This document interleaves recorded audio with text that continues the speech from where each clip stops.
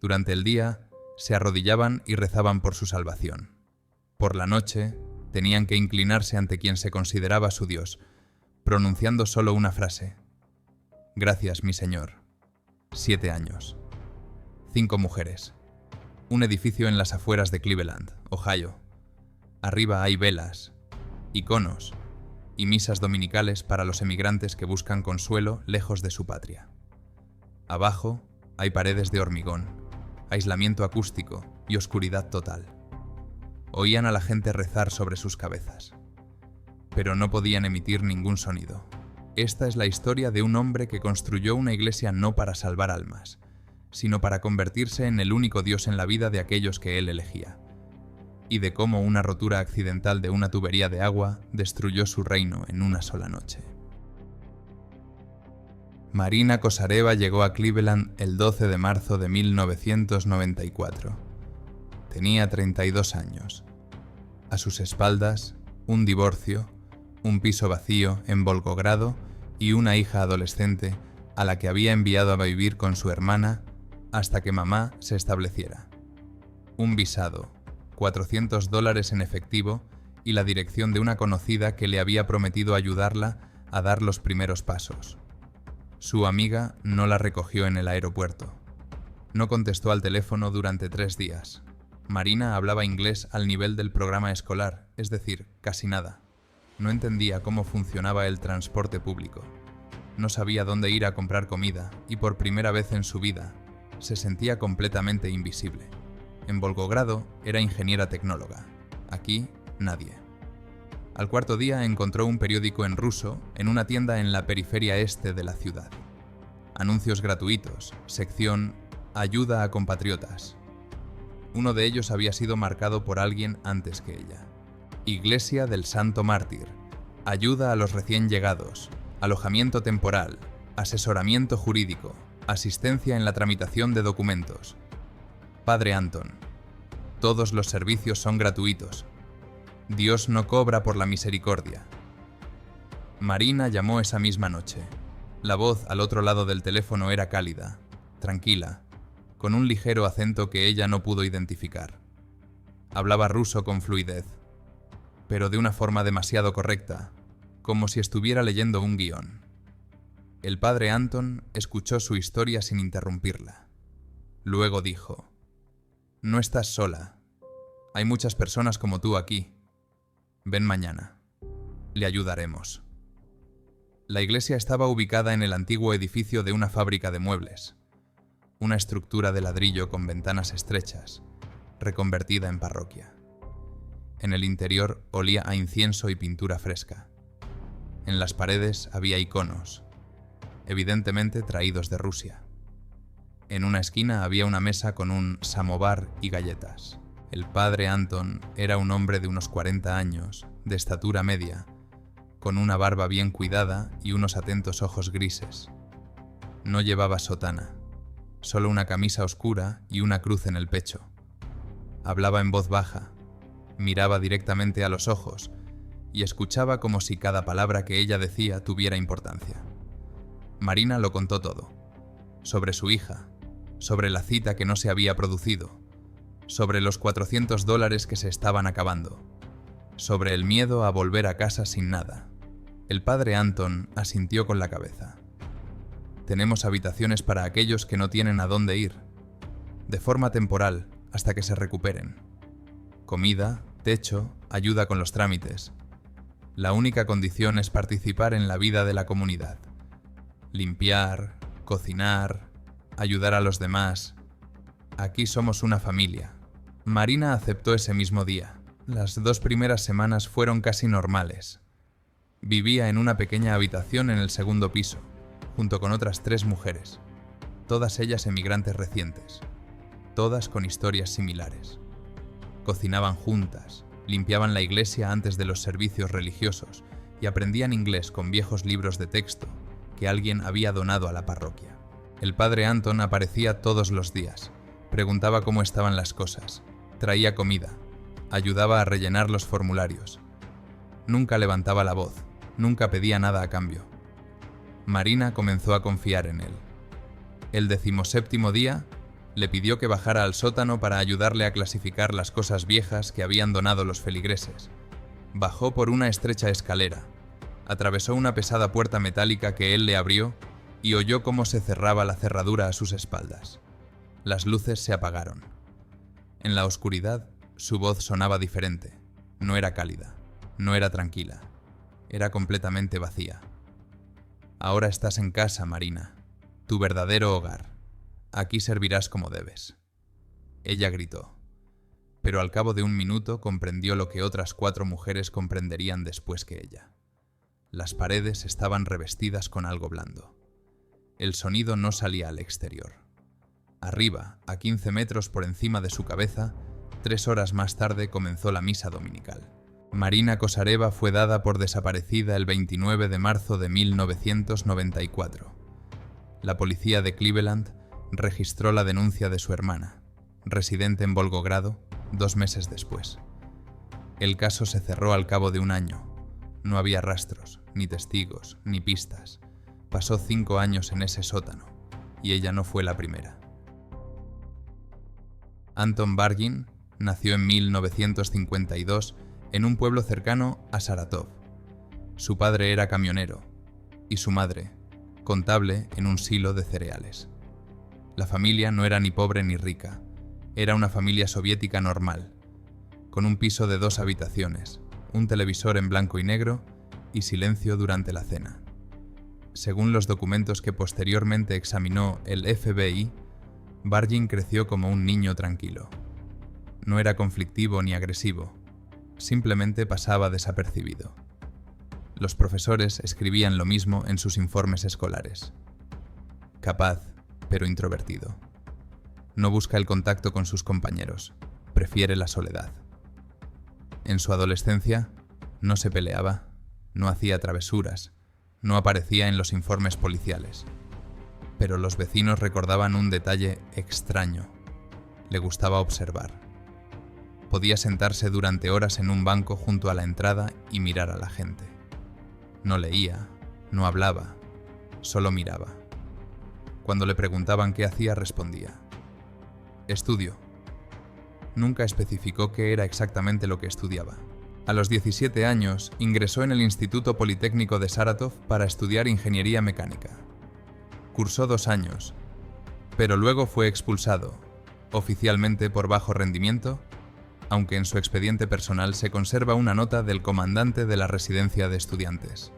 Vargin organizó en su habitación una especie de club de ayuda mutua para los estudiantes de primer año.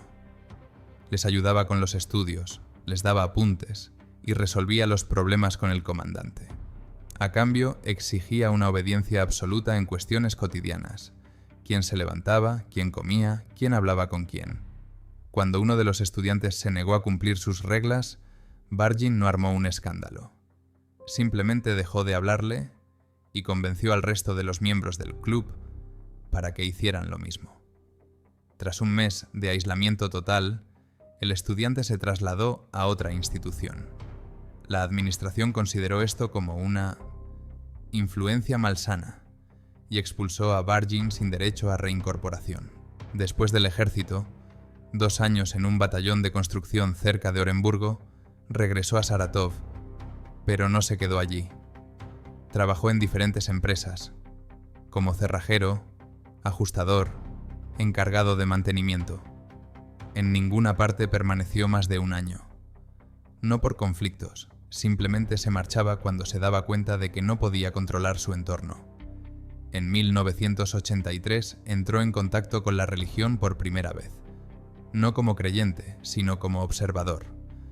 En Saratov había una comunidad bautista clandestina, y Vargin asistió a sus reuniones durante varios meses. Según el testimonio de uno de los miembros de la comunidad, al que el FBI localizó en el año 2001, Vargin nunca rezaba en voz alta, ni participaba en los debates sobre las escrituras. Se sentaba en un rincón y observaba. No estudiaba la fe, dijo el testigo. Estudiaba cómo se someten las personas, cómo escuchan al pastor, cómo hacen lo que se les dice sin preguntar. Vi sus ojos durante los sermones. Allí no había Dios, Había interés, un interés frío y calculador. 6 meses después, Bargin abandonó la comunidad, tan silenciosamente como había llegado. Pero se llevó consigo lo más importante: la comprensión de cómo funciona el poder a través de la fe. A finales de los años 80, cuando la Unión Soviética comenzó a desmoronarse, Bargin se encontró en el lugar adecuado, en el momento adecuado.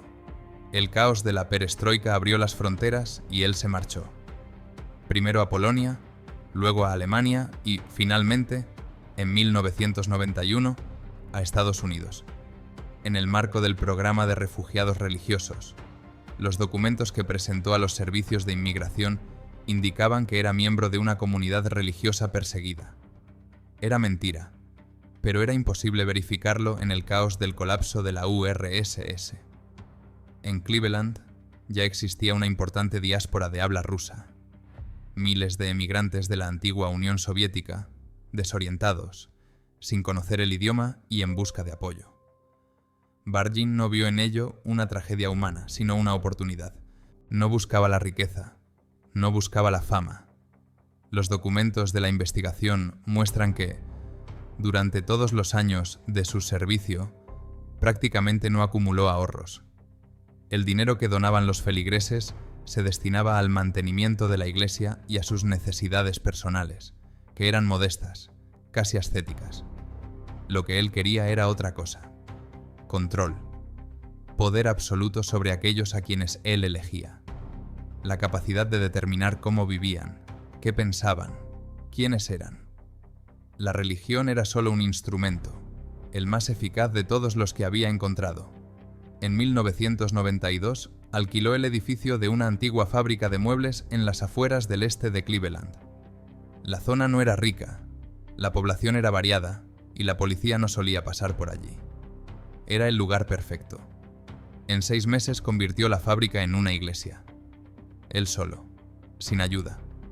Instaló un iconostasio, trajo los utensilios religiosos, equipó las habitaciones para el alojamiento temporal de los necesitados y comenzó su trabajo. Los primeros feligreses aparecieron gracias a anuncios en periódicos en ruso: ayuda gratuita, asesoramiento jurídico, apoyo para la adaptación. Para personas que no conocían el idioma, no entendían el sistema y temían ser deportadas, esto sonaba como una salvación. Bargin fue paciente. Durante el primer año no hizo nada ilegal. Se ganó la confianza, estudió, seleccionó. Los psicólogos criminales del FB señalaron más tarde en su informe: nunca elegía al azar. Cada una de las víctimas encajaba en un perfil específico. Solitarias, sin contactos en Estados Unidos, sin familia cerca, con un conocimiento limitado del inglés y con una necesidad acuciante de ayuda. Él no cazaba. Esperaba a que ellas vinieran a él, y ellos venían. El cambio se produjo en otoño de 1993. Para entonces, la iglesia del Santo Mártir ya llevaba más de un año funcionando. Bargin tenía unos 40 feligreses habituales, la reputación de buen pastor y un conocimiento profundo de cómo funcionaba su pequeño mundo.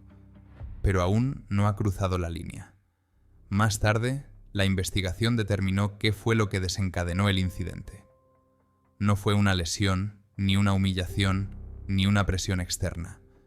Fue todo lo contrario: la sensación de impunidad absoluta.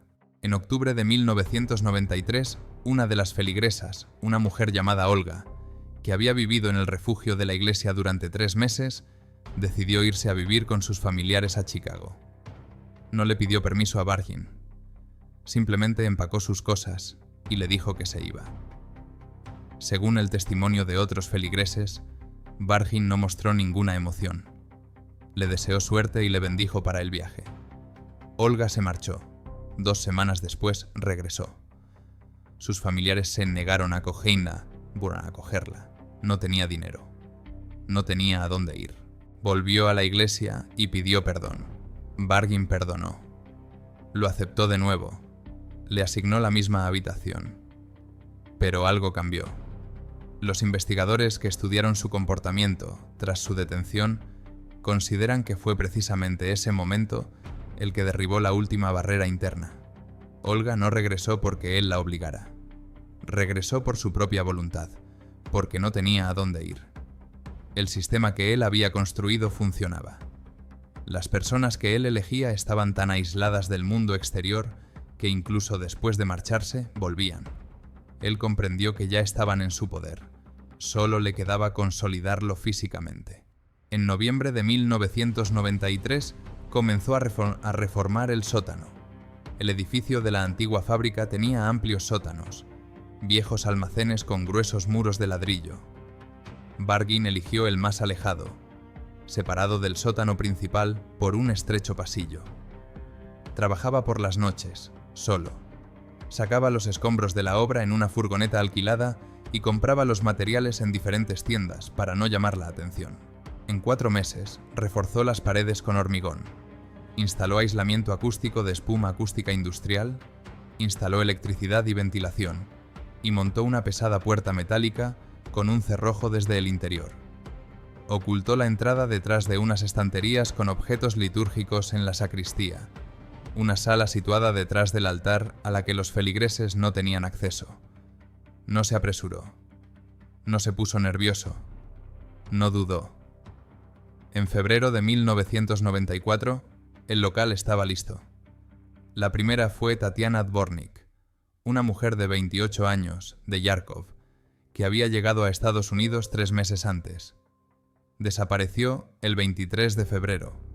La policía no encontró ningún rastro. Marina Kosareva quedó en segundo lugar, un mes después. En el informe del FBI hay una frase que quizá describa mejor lo que pasaba por la cabeza de Bargain en ese momento. El sujeto no experimentaba ningún conflicto entre sus acciones y las normas morales, ya que en el momento de cometer el primer delito ya había redefinido completamente esas normas para sí mismo. En su visión del mundo, no infringía las normas, sino que creaba las suyas propias. El contexto religioso que construyó a su alrededor no le servía de tapadera, sino de justificación. No fingía ser un dios para los demás. Se consideraba un dios para aquellos a quienes elegía. Después de este suceso, sus decisiones se volvieron directas, frías y sin dudas. Los frenos que aún le quedaban, sociales, morales, instintivos, desaparecieron. No porque el mundo lo haya destrozado, porque el mundo le permitió hacer lo que quería, y él comprendió que no habría ningún castigo. Para algunas personas, esta es la idea más peligrosa del mundo. Desde febrero de 1994 hasta noviembre de 1999, durante 5 años y 9 meses, Anton Bargain mantuvo cautivas a 5 mujeres en un cuarto oculto debajo de la iglesia. No desde el principio. Actuó de forma gradual, metódica y calculada, lo que los investigadores más tarde describirían como aterradoramente racional. Los criminalistas del FBI, que investigaron el caso, identificaron un patrón claro, un sistema que Bargain había construido y perfeccionado a lo largo de todos esos años. Bargain nunca elegía al azar. Cada una de las víctimas encajaba en un perfil específico. Mujeres de entre 25 y 40 años, recién llegadas a Estados Unidos, con menos de un año en el país, solteras, sin marido, sin pareja, sin familiares cercanos en Estados Unidos, con conocimientos mínimos de inglés, en una situación vital grave, pérdida de la vivienda, problemas con los documentos, falta de trabajo. No los buscaba, sino que creaba las condiciones para que ellos vinieran solos. Anuncios en los periódicos, el boca a boca dentro de la comunidad de emigrantes, la reputación de hombre que ayuda. La iglesia del Santo Mártir se convirtió en un punto de atracción para aquellos que no tenían a dónde ir. De las decenas de mujeres que acudían en busca de ayuda, Bargain solo elegía a unas pocas. A las demás realmente les ayudaba, les daba consejos, les tramitaba documentos, les buscaba trabajo. Era parte del sistema. Las actividades benéficas legítimas servían de tapadera y reforzaban la confianza de la comunidad. Los que él elegía tenían algo en común: Nadie los iba a buscar. Antes de que la mujer acabara en el sótano, Vargin pasó varias semanas preparándola. La invitó a vivir en un refugio de la iglesia, reduciendo gradualmente sus contactos con el mundo exterior. Primero, con suavidad. No deberías relacionarte con esas personas, no son de nuestra comunidad. Luego, con más insistencia. Me preocupa tu seguridad, es mejor que no salgas sola. Por último, con firmeza. Aquí está tu familia. Afuera no hay nadie que te quiera. En el momento de su desaparición, la mayoría de las víctimas ya estaban aisladas de cualquier contacto con el exterior. Sus vecinos no las veían, sus conocidos no las llamaban, ni sus empleadores, ni los servicios sociales sabían nada de ellas. Cuando desaparecían, simplemente no había nadie que los buscara. El cuarto escondido debajo de la iglesia era un espacio de unos 30 metros cuadrados. Tenía paredes de hormigón revestidas con material insonorizante. Había una lámpara en el techo que Vargin controlaba desde fuera. También había un conducto de ventilación que salía a un pozo técnico detrás del edificio, un inodoro químico en una esquina, colchones en el suelo. Las mujeres vivían en condiciones de total dependencia. Él controlaba la comida, el agua, la luz. Pero la reclusión física era solo una parte del sistema. Vargin creó dentro del sótano una estructura que los psicólogos criminalistas compararon más tarde con la mecánica de las sectas totalitarias. Les quitó sus nombres. A cada víctima se le asignaba un apodo, un objeto de uso eclesiástico, cincel, vela, copa, lámpara, analo. Estaba prohibido utilizar los nombres reales. La sanción por infringir esta norma era la privación de comida durante un día. Él controlaba su apariencia. La única ropa que tenían eran túnicas de arpillera, todas iguales, sin rasgos distintivos, que les quitaban toda individualidad. Creó una jerarquía. Los que llevaban más tiempo en el sótano obtenían pequeños privilegios, una ración extra de comida, el derecho a hablar con los demás. Los recién llegados estaban en lo más bajo. Esto no generaba solidaridad, sino competencia. Exigía una sumisión ritual. Cada vez que bajaba, las mujeres tenían que decir una frase. Gracias, mi señor. Por todo. Por la comida, por el agua, por encender la luz. La investigación determinó que Vargin no utilizó a las víctimas con fines lucrativos. No las vendió, no obtuvo beneficios económicos ni involucró a terceros. Su objetivo era el poder absoluto. Venía después de los servicios vespertinos, cuando los feligreses se iban y el edificio quedaba vacío. Pasaba de 1 a 3 horas allí abajo. Lo que sucedía exactamente durante esas horas quedó registrado en 47 cintas VHS, que la policía encontró en su dormitorio tras su detención. En las cintas, Vargin lee sermones ante las víctimas. Habla del pecado, de la expiación, de su papel de salvador. Exige gratitud. Demuestra su poder absoluto sobre quienes no podían resistirse. Las grabaciones se convirtieron en las principales pruebas de la acusación. Demostraron que, para Vargin, lo que estaba sucediendo no era un delito, sino un ritual. La confirmación de su propio estatus en el mundo que él mismo había creado. Lo más aterrador de este caso no es lo que sucedía abajo, sino lo que sucedía arriba. La iglesia del Santo Mártir siguió funcionando todos estos años. Servicios dominicales, servicios religiosos festivos, bautizos, funerales. Decenas de personas acudían cada semana, rezaban, donaban dinero y agradecían al padre Anton su ayuda. Nadie sospechaba nada. Los feligreses lo describían como tranquilo, atento y una persona verdaderamente creyente. Bautizó a sus hijos. Los consoló en el dolor. Les dio consejos. Durante todo ese tiempo, 5 años y 9 meses, a 15 metros bajo sus pies, había mujeres que escuchaban cada servicio religioso. Escuchaban las oraciones pidiendo misericordia y salvación. Pero no podían emitir ni un solo sonido. El aislamiento acústico funcionaba en ambos sentidos. En 1998, Había 4 mujeres en el sótano al mismo tiempo. Bargain se volvió más seguro, sus visitas más frecuentes y sus exigencias más duras. Pero junto con la confianza llegó la negligencia. Empezó a romper sus propias reglas. Varias veces se quedó abajo hasta la mañana y apenas tuvo tiempo de subir antes de que llegaran los primeros feligreses. Una vez se olvidó de cerrar la puerta de la sacristía y un diácono voluntario miró dentro, pero no vio nada raro detrás de las estanterías. El error más grave ocurrió en la primavera de 1999. Una de las víctimas, Svetlana Tereschenko, que ya llevaba 3 años retenida, enfermó. Tenía fiebre alta, tos y delirios. Bargain no llamó al médico, era imposible. Simplemente esperó. Svetlana sobrevivió, pero durante varias noches seguidas gritó en sueños, lo suficientemente fuerte como para que el sonido se filtrara a través de la ventilación. El vecino del edificio, propietario de un taller mecánico que alquilaba el local al otro lado de la pared, diría más tarde a la policía que aquellas noches había oído ruidos extraños, parecidos a aullidos. Pero decidió que se trataba de perros callejeros. No lo comunicó a nadie. No lo comprobó. No hizo preguntas. El sistema funcionaba no solo porque Bargain era prudente. Funcionaba porque el mundo que lo rodeaba no quería darse cuenta. Así continuó hasta el 14 de noviembre de 1999.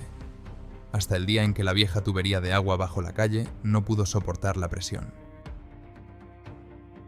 El 14 de noviembre de 1999 llovía en Cleveland. No era una lluvia cualquiera, sino un aguacero que duraba ya 3 días seguidos. El alcantarillado no daba abasto, las calles se inundaban y los servicios públicos trabajaban a toda máquina.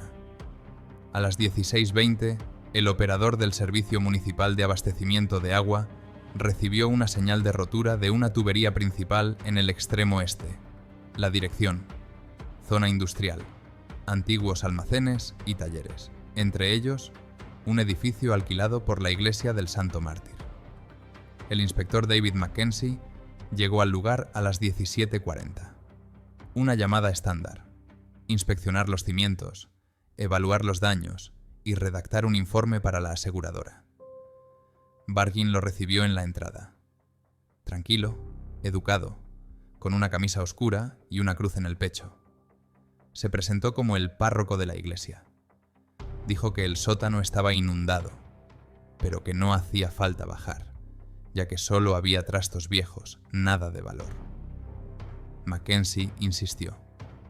El procedimiento exigía inspeccionar todas las habitaciones inundadas. Según el inspector, fue justo en ese momento cuando el comportamiento de Bargain cambió. No fue un cambio brusco, pero sí notable. Se volvió más insistente, propuso resolver el asunto sin burocracia y mencionó que podía compensar las molestias. $500 en efectivo. Mackenzie se negó. No por principios, sino porque simplemente no entendía por qué había que sobornar al sacerdote para que inspeccionara un sótano lleno de trastos viejos. Bajó las escaleras, atravesó el sótano principal, que efectivamente estaba inundado unos 20 centímetros, y se adentró en el interior, inspeccionando los cimientos. En la esquina más alejada vio unas estanterías con objetos religiosos. Detrás de ellas había una parte de la pared que tenía un aspecto diferente. El ladrillo era más nuevo, las juntas estaban más cuidadas y había un marco metálico que no encajaba con la antigua construcción. Y sonido, silencioso, apenas perceptible por encima del ruido del agua. Mackenzie se detuvo y escuchó. Golpes, rítmicos, desde dentro. Más tarde le dirá a los investigadores. No entendí de inmediato qué era eso. Pensé que era una tubería, algún tipo de mecanismo. Y luego escuché una voz femenina, muy débil. Dijo una sola palabra: ayuda. Mackenzie no le hizo preguntas a Bargain. Salió del sótano, se subió al coche y llamó a la policía. La patrulla llegó 11 minutos después. Tras ellos, otras 2 patrullas. A continuación, El equipo de investigación. Bargin no opuso resistencia. Cuando los policías entraron en el edificio, él estaba sentado en la sacristía leyendo la Biblia. No respondió a las preguntas. Simplemente se quedó en silencio. La puerta detrás de las estanterías se abrió a las 19:15. Detrás de ella encontraron un pasillo de unos 4 metros de largo, otra puerta metálica y una habitación. 5 mujeres. 4 de ellas están conscientes, demacradas, vestidas con hábitos idénticos. Una es Tatiana Dvornik, la primera en estado crítico. Marina Kosareva estaba entre ellos. 5 años en este lugar. Los criminalistas trabajaron en el lugar durante 3 días. Las pruebas clave fueron 47 cintas VHS con grabaciones de los sermones de Bargin y su diario, 230 páginas en las que llevaba un registro de cada una de las víctimas. El sistema que Bargin había construido durante años se derrumbó en 3 horas. Rotura de tubería, lluvia, inspector que no aceptó el soborno.